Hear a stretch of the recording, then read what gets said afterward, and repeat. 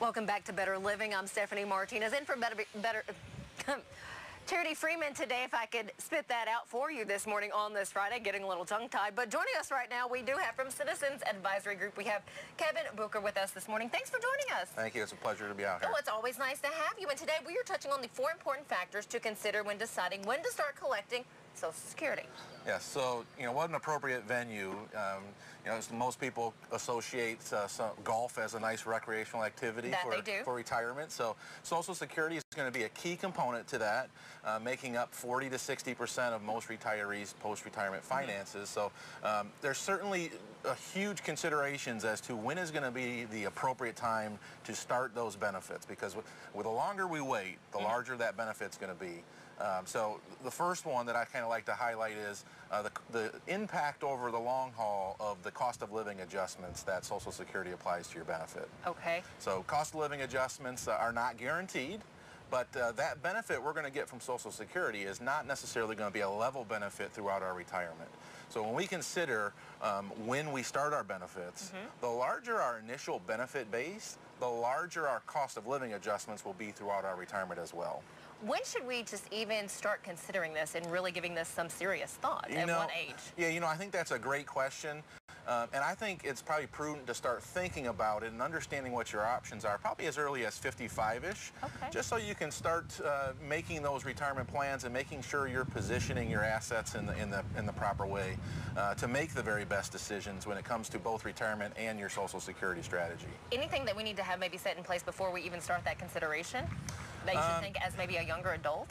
Well, really, I think from a savings perspective, when we're in the accumulation side of our financial life, we really should be considering where should we be saving those dollars. I think by default, that always happens to go kind of into the 401k plan through work, but there's some other options, and we really should be thinking through where we're putting those savings dollars, probably a little bit more than what's actually happening. Good to know. Are there any sort of tax benefit? Yeah, so another one of those considerations for Social Security is going to be the tax benefits of it. So for some individuals, they won't necessarily pay tax on their Social Security benefit at all. So again, kind of going back to the savings side of it, if we're saving in the appropriate places, we can really control how much of our Social Security benefit will be taxed.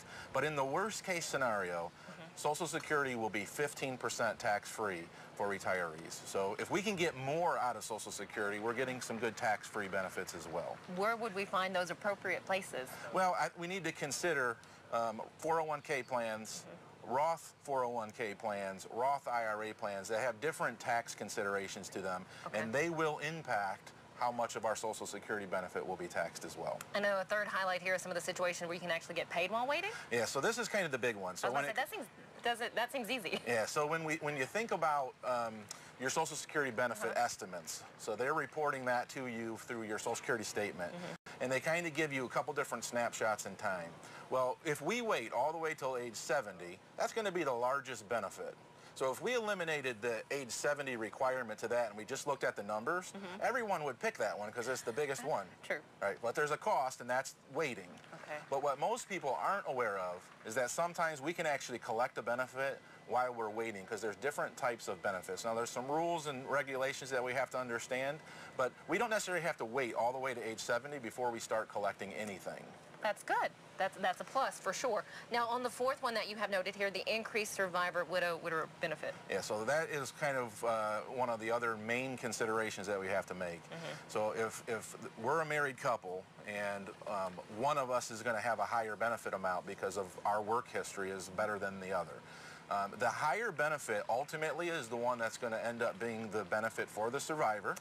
And if by delaying your start date, you can increase your benefit, which ultimately then is impacting what the survivor benefit will be as well.